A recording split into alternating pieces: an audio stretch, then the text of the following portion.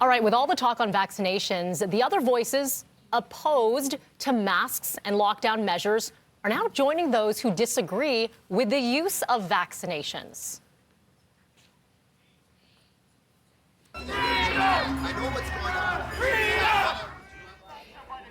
You've probably seen some of these visuals here. Anti-mask rallies held throughout the pandemic have largely been focused on freedom of choice, but messages trying to dispel the science have also been seen and heard throughout. Signs and speeches saying no to vaccines have taken a backseat until now.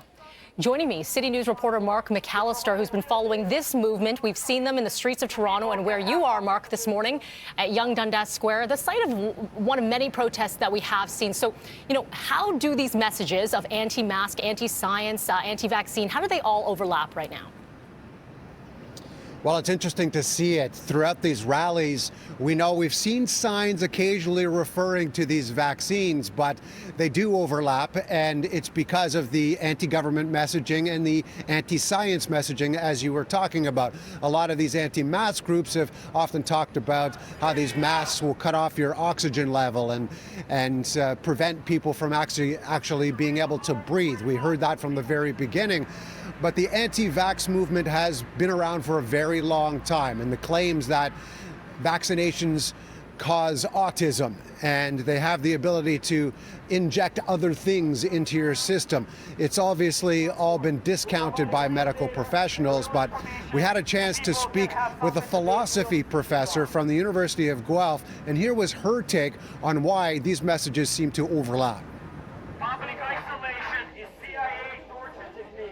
If people are entering into this conversation with general feelings of disaffection and distrust of government, specifically around COVID response, you could see why they could actually work very well together. As soon as we started seeing anti-lockdown, anti-masking kind of gatherings, there was a presence of anti-vaccine because people were anticipating that a vaccine was coming.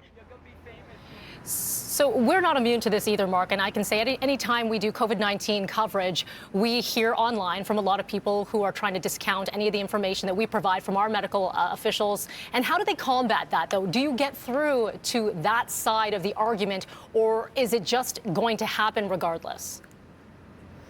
I think that's the sentiment from health officials, from politicians, from the medical experts, is that it's going to happen anyway. We're going to see these types of rallies and protests. And so to combat that, they have said they just want to continue to get the word out, let people know what, in fact, the truth is, make sure to educate people.